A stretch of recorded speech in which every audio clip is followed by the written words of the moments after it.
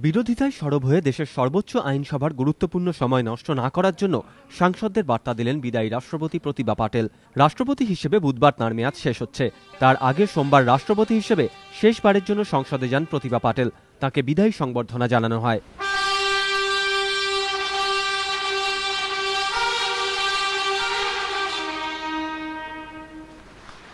সংসদের সেন্ট্রাল হলে বিদায়ী ভাষণে সাংসদদের আইনসভার মান আরো উচ্চ পর্যায়ে নিয়ে যাওয়ার অনুরোধ করেন প্রতিভা পাটিল।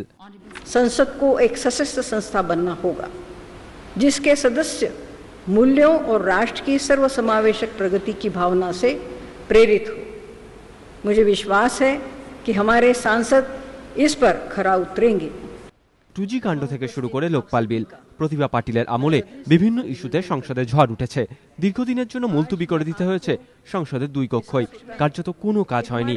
রাজনৈতিক পর্যবেক্ষকদের মতে সেই কথা মাথায় রেখেই রাষ্ট্রপতি হিসেবে সংসদে তাঁর শেষ ভাষণে এদিন এই বার্তা দিলেন প্রতিভা পাটিল।